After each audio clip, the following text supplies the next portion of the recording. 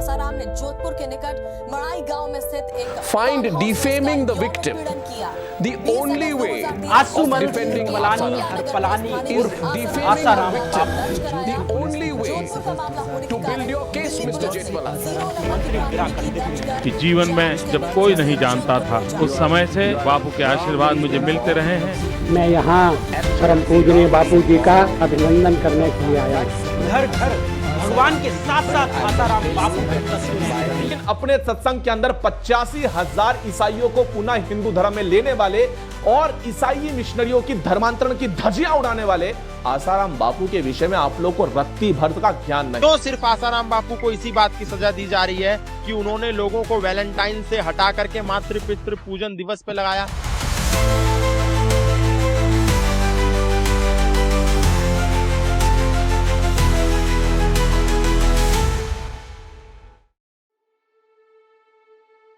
नमस्कार दर्शकों, अभी जो आपने दृश्य देखे, ऐसे दृश्य आपने पहले भी देखे और सुने हो और इन दृश्यों को देखकर आप ये सोचने पर मजबूर हुए होंगे कि आखिर क्या है सच्चा। दोस्तों, सालों से आसाराम बापू कंट्रोवर्सीज चल रही और इन कंट्रोवर्सीज को देखते हुए एक आम आदमी ये सोचने पर मजबूर होता है कि आखिर क्या है आसाराम बापू कंट्रोवर्सी, आखिर क्या है इस कंट्रोवर्सी के पीछे का राज।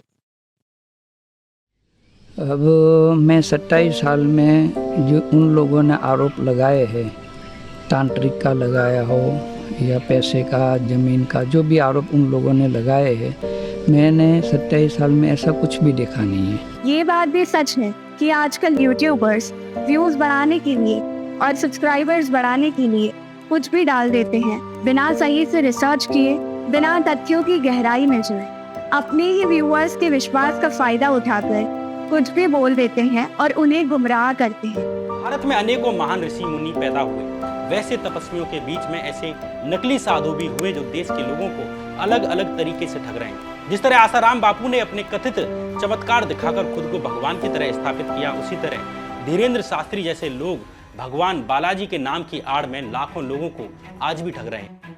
कहीं हम भी इनकी बातों में आकर गुमराह तो नहीं हो रहे। हमें यह लगता है कि आसाराम बापू केस में हमें जो जानकारी है वही सच है, लेकिन आसाराम बापू पक्ष में जब कोई वीडियो आता है तब पता चलता है कि कहीं हम भी इनकी बातों में आकर गुमराह तो नहीं हो रहे। कुछ दिनों पहले यूट्यूबर मोहक मंगल ने भी आसाराम बापू पर एक वीडियो बनाई। उस वीडियो में उन्होंने आसाराम बापू को लेकर तरह तरह की बातें बताई थी। आप सोचेंगे कि आसाराम बापू, जिनके लिए तरह तरह की वीडियो बनती रहती हैं, उनके लिए एक यूट्यूबर ने वीडियो बना दिया तो इसमें नया क्या है। लेकिन दोस्तों, सोचने वाली बात यह है कि आसाराम बापू केस में जो आरोप लगे हैं वो 12 साल से भी ज्यादा पुरानी है, लेकिन क्यों यूट्यूबर्स वही पुरानी बातें उठाकर नए वीडियोस डालते रहते हैं? क्यों सोशल मीडिया इन्फ्लुएंसर्स और मीडिया वही आसाराम बापू केस में नया बेसलेस मसाला डालकर पब्लिक को परोसते हैं? ऐसा लगता है कि सिस्टम का एक बहुत बड़ा हिस्सा चाहता है कि आसाराम बापू को हमेशा लोग द्वेष भरी नजरों से ही देखें। ये सिस्टम का हिस्सा चाहता ही नहीं कि लोग आसाराम बापू कंट्रोवर्सी को भूलें। आखिर क्यों? ऐसा तो क्या फायदा हो रहा है आसाराम बापू के बारे में बात करके? इसी गुंथी को सुलझाने के लिए हमने ये वीडियो बनाया। इस वीडियो के अंत तक बने रहिएगा और आसाराम बापू केसेस कंट्रोवर्सी के बारे में हमें अपनी राय जरूर बताइएगा। सच का दावा करने वाले इस वीडियो के थंबनेल को ही देखिए। पब्लिक को उत्सुक और गुमराह करने वाली फोटो ये तो संत विराटों की है और उसमें लड़की उनकी पत्नी धीरजा है। जब शुरुआत ही झूठ से हुई हो तो आगे की जानकारी पर कैसे भरोसा करें? मोहक मंगल ने उनके वीडियो में कहा, 2008 में आसाराम बापू गुरुकुल में 2 बच्चों की मौत हुई और उस केस में आसाराम बापू को क्लीन चिट मिल गई क्योंकि वे एक हाई प्रोफाइल व्यक्ति थी। 2008 केस में आरोप था कि बच्चों की हत्या तांत्रिक विद्या से हुई। इस केस में स्टेट सीआईडी ने गुजरात हाई कोर्ट में दर्ज सीबीआई इन्वेस्टिगेशन के मांग वाली पिटीशन के संदर्भ में आसाराम बापू के अहमदाबाद आश्रम में जांच की थी, जिसके आधार पर सीआईडी ने हाई कोर्ट में एफिडेविट फाइल किया था। इस एफिडेविट के हिसाब से इन्वेस्टिगेशन में ये क्लियर हो गया था कि आश्रम में तांत्रिक विद्या होती ही नहीं है, जिसके बाद हाईकोर्ट ने बच्चों की मौत तांत्रिक विद्या से हुई इस बात को अस्वीकार किया था। फिर जब यह हाईकोर्ट के आदेश को सुप्रीम कोर्ट में चैलेंज किया गया, तब माननीय सुप्रीम कोर्ट ने भी इस बात को अस्वीकार किया था तथा अपने 9 नवंबर 2012 के ऑर्डर में माननीय सुप्रीम कोर्ट ने पोस्टमार्टम रिपोर्ट और एफएसएल रिपोर्ट का भी मेंशन किया है, जिसके अनुसार बच्चों की मौत नदी में डूबने से हुई थी और उनके शरीर पर जो जख्म थे वो जंगली जानवरों ने उनके अंगों को खाने की वजह से थे। इस तरह सुप्रीम कोर्ट ने भी अपने फाइनल वर्डिक्ट में यही कंक्लूड किया कि बच्चों की मौत डूबने से हुई थी। इस केस की जांच के लिए गुजरात हाई कोर्ट ने रिटायर्ड जज श्री डी.के. त्रिवेदी जी की अध्यक्षता के गुजरात सरकार ने एक कमीशन बैठाई थी। इस कमीशन ने भी करीब 5 सालों तक इस मामले की जांच की। डी.के. त्रिवेदी कमीशन ने अपनी जांच रिपोर्ट को 1 अगस्त 2013 को गुजरात सरकार को सौंप दिया, जिसे गुजरात सरकार ने 26 जुलाई 2019 में विधानसभा में पेश किया और 11 साल बाद आसाराम बापू, उनके बेटे नारायण साईं और उनके आश्रम को क्लीन चिट दी गई थी। इतनी सारी जांच इस केस में होने पर भी ऑडियंस को इन्वेस्टिगेशन के फैक्ट्स न बताकर सिर्फ घटना को मसाला लगाकर यह भाई साहब ने ऑडियंस को गुमराह किया और फैक्ट्स दफना दिए, इसकी किसी को खबर भी नहीं पड़नी थी। एक और बात, क्या मोहक मंगल कहना चाहते हैं हमारी न्याय प्रणाली बिकी हुई है? क्या हाई प्रोफाइल व्यक्ति के सामने न्याय व्यवस्था अपने घुटने टेक देती है? क्या कानून व्यवस्था दिग्गजों के प्रभाव में आकर निर्णय उनके पक्ष में ले लेती है?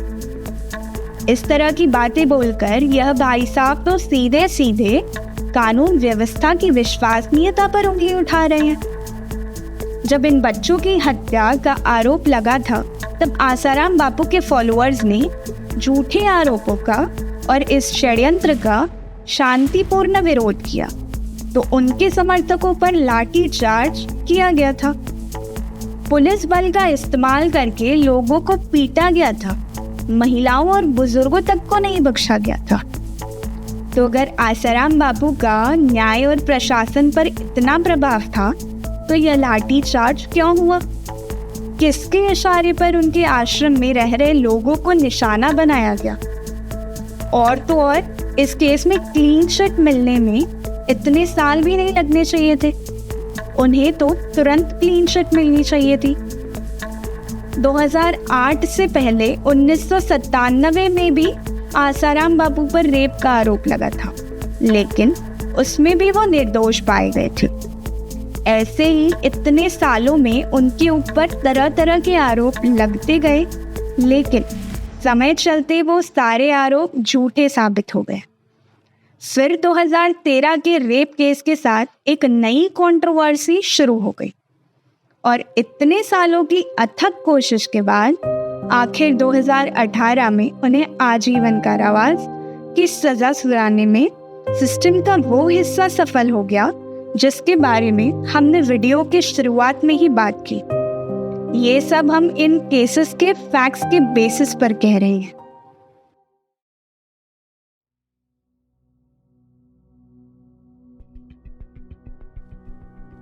इस वीडियो में 2013 जोधपुर केस के संबंधित भी कई बातें कही। इन्होंने जो बातें बताई हैं वो लड़की के बयान से इस केस की सच्चाई से कोसों दूर हैं। जब लड़की का बयान पता नहीं, केस की सही से सच्चाई पता नहीं, तो ये केस को कैसे जानेंगे और कैसे केस की सच्चाई लोगों को बताएंगे? इन्होंने जिस बुक का रेफरेंस देकर इतनी सारी बातें बोली हैं, उस बुक के ऊपर तो कई विवादात्मक मुद्दे सामने आए। उस समय के तत्कालीन डीसीपी अजय पाल लांबा ने ये बुक लिखी थी। हाईकोर्ट में विचाराधीन केस पर लिखी बुक का आसाराम बापू पक्ष ने विरोध किया, तो दिल्ली हाई कोर्ट में अजय पाल लांबा ने एफिडेविट फाइल किया था कि इन्वेस्टिगेशन के दौरान जुटाए गए सबूतों के आधार पर यह बुक लिखी गई है। लेकिन जब इसी बुक में लिखी घटनास्थल की वीडियोग्राफी से संबंधित बात पर आसाराम बापू निर्दोष साबित हो रहे थे, केस पूरी तरह से नल एंड वॉइड हो रहा था, तब स्पष्टीकरण के लिए जोधपुर हाईकोर्ट में अजय लांबा को बुलाया गया।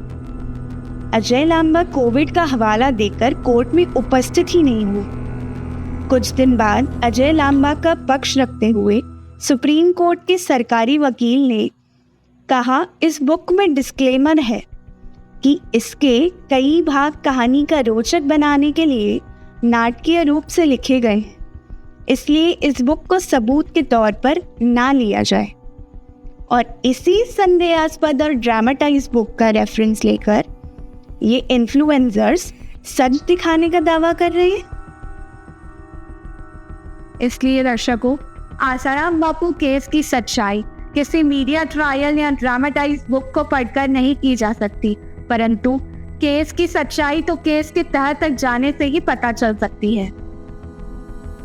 आसाराम बापू का केस जो मीडिया में दिखाया जाता है वो सब जानते हैं, लेकिन कुछ लॉयर्स और बुद्धिजीवी लोगों की नजरों में ये केस बहुत अलग है। इसलिए इस केस का जो आकलन है वो किसी यूट्यूबर या बुक से नहीं हो सकता। तो आइए जानते हैं सुप्रीम कोर्ट की एडवोकेट कीर्ति आहूजा जी से। विक्टिम का ये कहना है कि मैं आसाराम बापू के छिंदवाड़ा के गुरुकुल में पढ़ती थी और मुझे वहाँ की जो वार्डन है उन्होंने कहा कि तुम्हारे ऊपर भूत प्रेत का साया है, इसलिए तुम्हारी तबीयत खराब है, इसलिए तुम्हें बापू से जाकर मिलना चाहिए। इसके बाद से जो हॉस्टल की वार्डन है उन्होंने लड़की के पेरेंट्स को फ़ोन किया कि आप आइए और बच्ची को लेकर जाइए, बापू से मिलवा लीजिएगा। पेरेंट्स आते हैं गुरुकुल, मम्मी पापा दोनों, और विक्टिम को लेकर जाते हैं पहले अपने घर शाहजहांपुर लेकर जाते हैं। उसके बाद से घर ले जाने के बाद से वो फ़ोन करते हैं एक साधक को जिसका नाम है शिवा। उसको फ़ोन करते हैं कि हमें बापू से मिलना है, बापू कहाँ है। शिवा ने कहा दिल्ली में जाकर मिल लो। फैमिली 4 दिन बाद दिल्ली आती है और फिर उसके बाद से दिल्ली में बापू नहीं मिलते हैं। वहाँ पर शिवा उनको कहता है आप जोधपुर जाओ, जोधपुर में मनाई आश्रम में बापू रुके, वहाँ पर जाके आप मिलो। पेरेंट्स के साथ विक्टिम जोधपुर जाती है। जोधपुर में जाने के बाद से विक्टिम और विक्टिम की फैमिली वहीं पर रुकते हैं और विक्टिम ने खुद वहाँ पर कहा है कि 100 लोग थे वहाँ पर। जब वो पहुँची उसके बाद से रात को वहाँ पर सत्संग का प्रोग्राम हुआ, ये विक्टिम के खुद के एविडेंस में है। उसके बाद से उसने रात को जो इंसिडेंट बताया, इंसिडेंट में विक्टिम का ये कहना है कि मेरे पेरेंट्स के साथ, मम्मी पापा के साथ मुझे बापू ने मिलने के लिए कुटिया में बुलाया। उसका नाम, वो प्लेस ऑफ अकरेंस को वो कुटिया बोल रहे हैं। पेरेंट्स के साथ में विक्टिम वहाँ पर गई है बापू से मिलने के लिए, और वहाँ पर विक्टिम के स्टेटमेंट के अनुसार, as an advocate I am telling you, आप ये मत सोच के चलिए कि आसाराम बापू का केस है। I have also not looked as an case of Asaram Bapu. No matter who is the person, who is the accuse person, general आप केस देखिए। पेरेंट्स के साथ बेटी रूम में मिलने आती है एक्यूज के, I will call accuse and victim.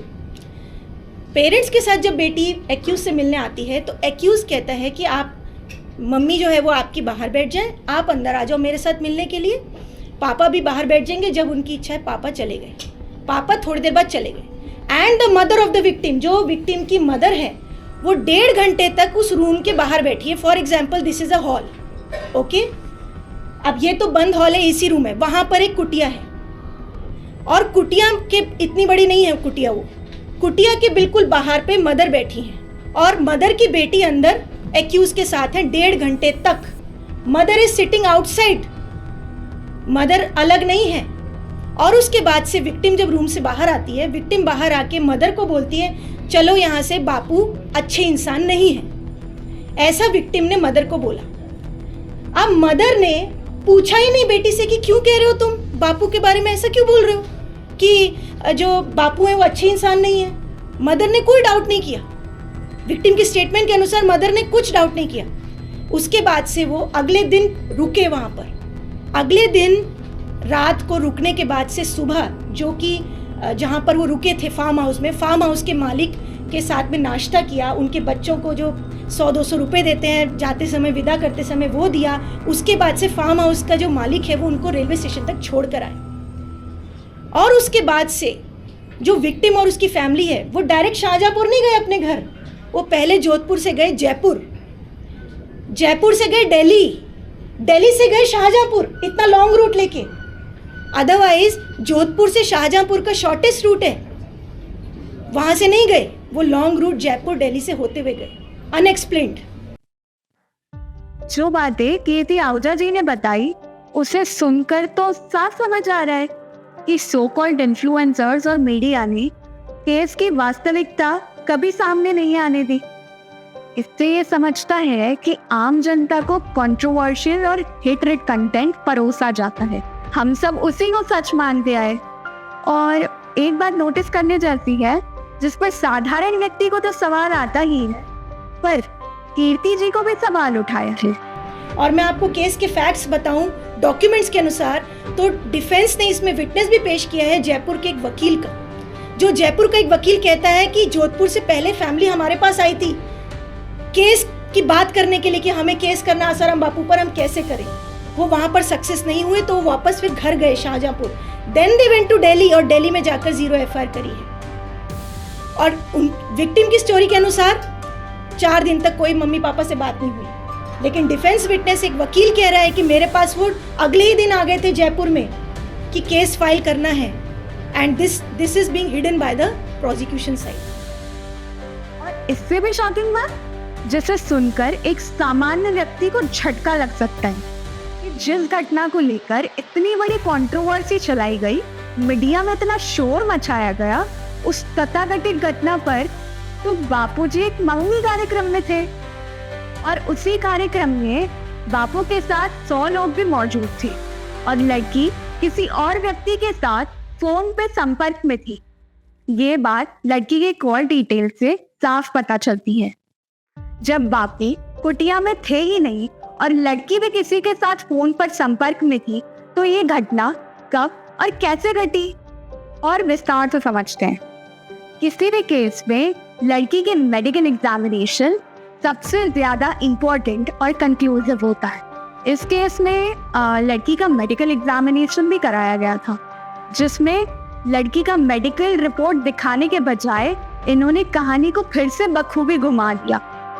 लड़की के मेडिकल एग्जामिनेशन रिपोर्ट के अकॉर्डिंग नो फिजिकल असॉल्ट और level of consciousness, no bite, no marks, no tenderness, no asthma, no penetration, no swelling and no abrasion and most important hymen is intact, जिससे पता चलता है कि शरीर के साथ कोई भी जोर जबरदस्ती और कोई छेड़छाड़ भी नहीं हुई। जब मेडिकल रिपोर्ट से पता चल रहा है कि लड़की के साथ रेप हुआ ही नहीं, तो आसाराम बापू के पोटेंसी टेस्ट को लेकर जब बात कही जाती है और जो सजा हुई वो भी इलॉजिकल ही लगती है। दोस्तों, लड़की की मेडिकल एग्जामिनेशन से ही क्लियर समझ आता है कि लड़की के साथ कुछ नहीं हुआ है। फिर भी पॉक्सो एक्ट के अंदर ये केस चला। पॉक्सो में विक्टिम का माइनर होना जरूरी होता है, लेकिन आपको जानकर हैरानी होगी कि आरोप लगाने वाली लड़की उस समय बालिग यानी मेजर थी। लड़की के पहले स्कूल के admission form, registration form, scholar register के आधार पर देखा जाए तो वो सो कॉल घटना के समय बालिग थी। लड़की के प्रथम स्कूल एडमिशन फॉर्म और स्कॉलर रजिस्टर पर डेट ऑफ बर्थ है 6 अगस्त 1995 और वह उस स्कूल में नर्सरी से पहली कक्षा तक, मतलब 1999 से 2002 तक पढ़ी है।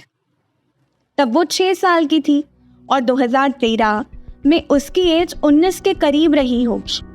तो आप ही बताइए, लड़की मेजर हुई या माइनर? और भी कई डॉक्यूमेंट्स हैं जो लड़की को बालिग साबित करते हैं, जैसे life insurance policy proposal form, ration card, लड़की के पिता का एफिडेविट है जो लड़की को मेजर साबित करते हैं। ये सारे डॉक्यूमेंट्स JJ एक्ट जुवेनियल जस्टिस के अंडर वेरीफाइड हैं। ये जानकर आपको भी हैरानी हुई होगी, हमें भी ऐसी ही हैरानी हुई थी क्योंकि आज तक यह सब बातें किसी ने आम जनता के सामने रखी ही नहीं। इससे ज्यादा हैरानी तो तब आपको होगी जब सुप्रीम कोर्ट की अधिवक्ता कीर्ति जी से सुनेंगे कि आसाराम बापूजी को सजा किन सेक्शंस के अंडर हुई है। और इस केस में सेक्शंस क्या लगाए हैं? इस केस में सेक्शंस कोर्ट ने लगाए हैं, पुलिस ने जो लास्ट में लगाए हैं वो सेक्शंस हैं गैंग रेप के सेक्शन, नंबर 2 है ह्यूमन ट्रैफिकिंग के सेक्शन। अब इसमें ह्यूमन ट्रैफिकिंग इस तरह से दिखाया है कि बिकॉज हॉस्टल से वार्डन ने लड़की को बापू के पास भेजा, इसका मतलब ये ट्रैफिकिंग हुई है लड़की की। अब यहाँ पे वो लड़की ऑलरेडी उनके आश्रम में पढ़ रही है, उनके गुरुकुल में पढ़ रही है, और उनके पेरेंट्स को बुलाया गया है, पेरेंट्स बेटी को लेकर गए हैं। क्या ये ट्रैफिकिंग कहीं से भी लग रहा है? क्या ये लड़की को बेचा गया है? ह्यूमन ट्रैफिकिंग का सेक्शन कैसे हो गया? नंबर 2 गैंग रेप का सेक्शन। अब यहाँ पे गैंग रेप बनाने के लिए जो पुलिस और कोर्ट का वर्जन है, ट्रायल कोर्ट का जो वर्जन है, ट्रायल कोर्ट ने जो कहा है वो ये कहा है कि क्योंकि इसमें बाकी लोगों ने असिस्ट किया है, वार्डन ने, वहाँ पर एक शिल्पी और एक शरद नाम से है जो गुरुकुल के लोग हैं, उन्होंने असिस्ट किया है, और साथ में शुरू में नाम शिवा का भी था जिसने कि भेजा था फोन करके। इन्होंने असिस्ट किया है, इसलिए असिस्ट करते हुए ये भी गैंग रेप है, क्योंकि वो रेप नहीं कर रहे लेकिन असिस्ट कर रहे हैं। अब क्या लगता है आपको, आज तक जो आपने सुना, क्या ये केस वैसा ही है या इस केस की रियलिटी बिल्कुल ही अलग है? आसाराम बापू के आश्रम में 15 साल से काम करने वाले अमृत प्रजापति की भी बात की है ये यूट्यूबर ने। पर कौन है ये अमृत प्रजापति? दोस्तों, ये वो अमृत प्रजापति है जो 15 साल से आश्रम के चिकित्सालय में सेवा करता था। एक समय आने पर ये लोगों को ठगने लगा, भोले भाले मरीजों का पैसा लूटकर और लोगों का वैद्य बनकर ये लोगों को ठगने लगा और पैसा लूटने लगा। इसी ठगी का मामला सामने आने पर अमृत प्रजापति को आश्रम से निकाल दिया गया। 2002 में मुझे कुछ प्रॉब्लम हुई। उस समय मेरा ट्रीटमेंट जो है अमृत प्रजापति से चल रहा था। गोरेगांव आश्रम में मैं जाती थी दवा के लिए, नंबर था पेपर पे, मैंने उनको फ़ोन किया तो उन्होंने मुझे दवाई बताई। फिर मुझे उससे आराम नहीं लगा, मैंने दूसरे दिन फिर फ़ोन किया तो उन्होंने दूसरी दवा बताई और मुझे बोला कि मुझे 300 रुपया पर कॉल का चाहिए, जब मैं आश्रम में आऊँगा आप दिखाने आओगे। फिर मैं गई दिखाने के लिए तो उन्होंने मुझसे बोला कि आपने फ़ोन पे 2 बार दवा पूछा है, आपका 600 रुपया होता है। तो उस समय दवा के चार्ज के अलावा मेरे पास 500 रुपया था, मैंने उनको दे दिया और मुझे इतना कुछ पता नहीं था, मुझे लगा कि फ़ोन में दवा बताने का चार्ज रखते होंगे। मैंने उनको दिया 500 रुपया और घर चली आई। तो बापूजी को जब ऐसी ऐसी घटनाएं धीरे धीरे इनकी सारी करतूतों का पता चला तो बापू ने इनको आश्रम से निकाल दिया कि हम अपने साधकों की सेवा के लिए रखे हैं, जेब खाली करने के लिए नहीं। तो जब इनकी नहीं चली, बाहर निकाल दिए गए। इनकी जितनी भी इनकी घटनाएं थी बापू को पता चला, बापू ने बाहर निकाल दिया। तो आज चैनल वालों उनको बुलाते हैं और उनसे पूछते हैं, हमें जरा बुला के पूछे ना चैनल वाले कि हमारा क्या अनुभव है और अमृत प्रजापति को हम कितनी अच्छी तरह जानते हैं। यही अमृत प्रजापति आश्रम से निकलने के बाद शादी करके अपना गृहस्थ जीवन जीने लगा, लेकिन आश्रम से निकाला था ये बात आग उसके मन में थी। इसी आग को लेकर उसने अपने प्लान में अपनी पत्नी को शामिल करके बापू पर झूठे आरोप लगाए थे। साथ ही यहाँ बात विटनेस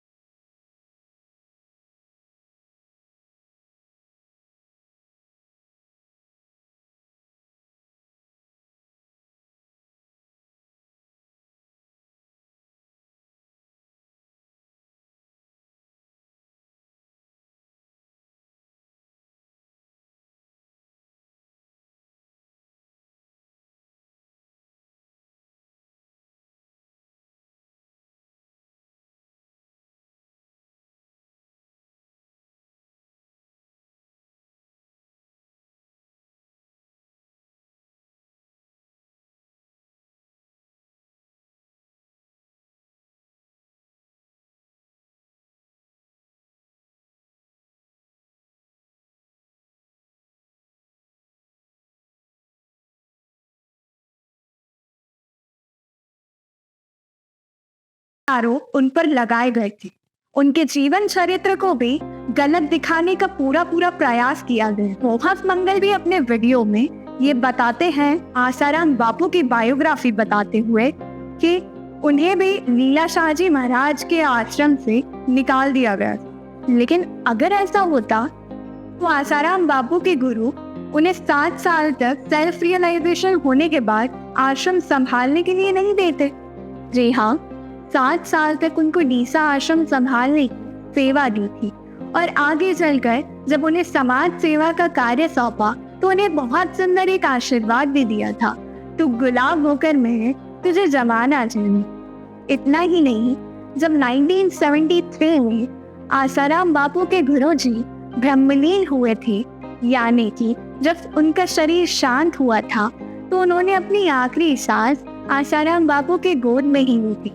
इन सारी बातों से ये पता चलता है कि आसाराम बापू अपने गुरु के कितने प्रिय और आदर्श शिष्य थे। बातों में केवल एक ही बात मोहक मंगल ने सच कही कि आसाराम बापू को सेल्फ रियलाइजेशन हुआ था और उन्होंने तरह तरह की आध्यात्मिक विद्याएं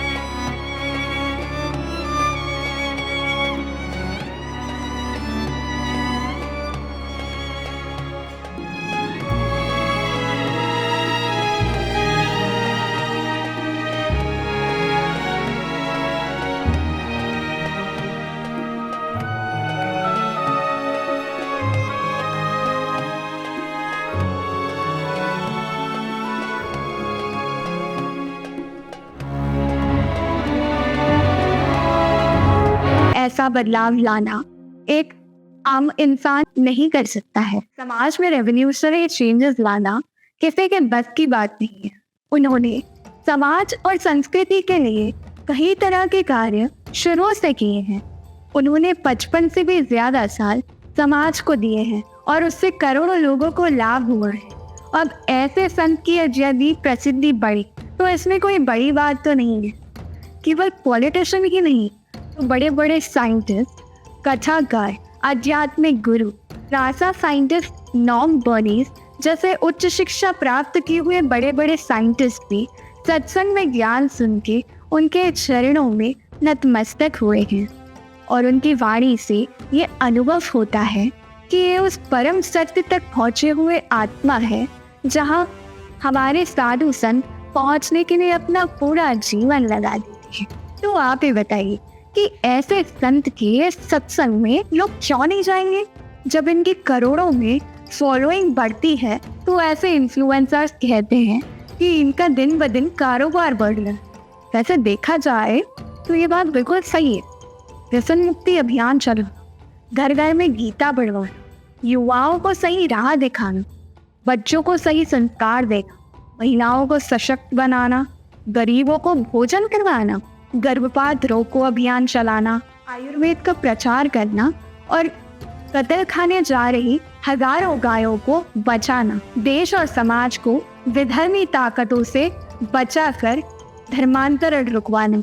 यह कारोबार उनका बढ़ता गया और आज भी बढ़ता ही जा रहा है। ये सब बातें बताने के बजाय आसाराम बापू के लिए तरह तरह की अफवाहें फैलाई जाती है और इसमें एक ये भी अफवाह फैलाई जाती है कि आसाराम बापू एक लग्जरियस लाइफ जीते थे। लेकिन इस बात का जिक्र भी नहीं किया जाता कि इतने सारे सेवा कार्य चलाने वाले आसाराम बापू इतना परिश्रम करते थे। ये कोई नहीं बताता कि दुखी और परेशान लोगों को शांति देने के लिए आसाराम बापू ने एक दिन में कितनी जगह पर सत्संग दिया और करोड़ों लोगों को आज भी उनके सत्संग से मार्गदर्शन मिल रहा है। जेल से ही वो तुलसी पूजन दिवस की शुरुआत करते हैं और जेल से ही गौ रक्षा के लिए सरकार को लेटर लिखते हैं। देश भर में आसाराम बापू के 400 से भी अधिक आश्रम हैं। ये तो बताया जाता है, लेकिन ये कभी नहीं बताया जाता कि 400 से अधिक आश्रमों में जाकर लोग कितनी आध्यात्मिक लाभ लेते हैं।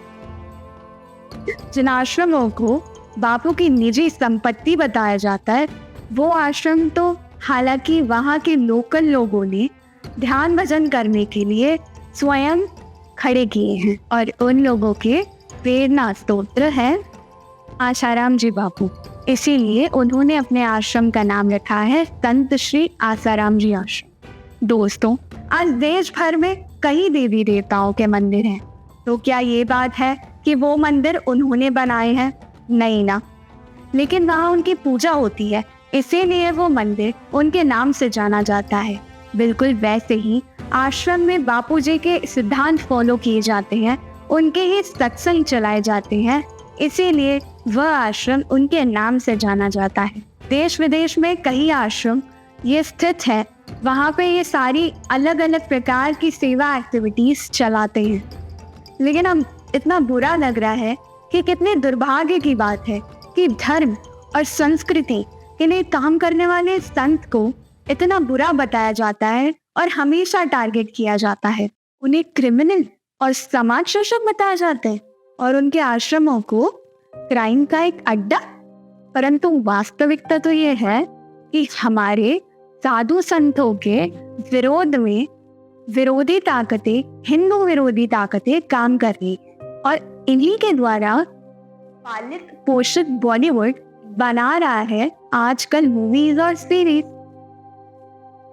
जो इस आग में घी डालने का काम कर रहे हैं। हिंदुओं के मन में अपने ही देश के संतों के प्रति द्वेष पैदा कर रही है। जो स्वामी विवेकानंद के 100 सालों बाद 1993 में वर्ल्ड रिलीजियस पार्लियामेंट में भारतीय संस्कृति का प्रतिनिधित्व करके और सनातन संस्कृति का गौरव पूरे विश्व में बढ़ाते हैं, ऐसे ही संत होने पर प्रश्न उठाया जाता है। भला आप ही बताइए, इससे बड़ा दुर्भाग्य हमारे लिए और हमारे देश का और क्या हो सकता है? किस तरह से जरूरतमंदों के लिए, किस तरह से ब्रह्मचर्य जो शिक्षा है, इस पर कितना बड़ा बल दिया। उन्होंने ही चरित्र की पराकाष्ठा को, ब्रह्मचर्य की पराकाष्ठा को ऊपर उठाया और उन पर उसी बात का उल्टा केस लगा दिया गया। सोचिए आप, कितनी बड़ी विडंबना की बात है। आप बापूजी पर केस लगा रहे हैं, क्रिमिनल केस लगा रहे हैं। बापूजी की जहां कथा हो जाती थी, जहां उनकी ब्रह्मवाणी का लोग श्रवण कर लेते थे, अपराधों को छोड़ देते थे, अपनी क्रिमिनल एक्टिविटी को छोड़ देते थे, समाज के मुख्य धारा में जुड़ जाते थे। कितने ऐसे लोग थे, उनके बोर्ड नहीं लगे थे, नशा छोड़ो, शराब छोड़ो, गांजा अफीम चरस छोड़ो। लेकिन जो भी पंडाल में पहुंच जाता था, जो भी पंडाल में उनकी कथा का श्रवण कर लेता था, वो अपने आप इतना स्पिरिचुअली पावर्ड हो जाता था कि वो नशा छोड़ देता था, शराब छोड़ देता था, बीड़ी, सिगरेट, पान, गुटखा, इस तरह की। अब ऐसी कंपनियां तो विरोध करेंगी साहब। जिन संत से मिलकर लोग अपनी क्रिमिनल एक्टिविटी छोड़ देते हैं, उनको एज ए क्रिमिनल टैग करना कितना गलत है। और ऐसे संत को अगर क्रिमिनल बोल भी देंगे तो क्या उन्हें कोई फर्क पड़ेगा? क्या उन पर लगे एलिगेशन से उनको कोई फर्क पड़ेगा? डर लगेगा?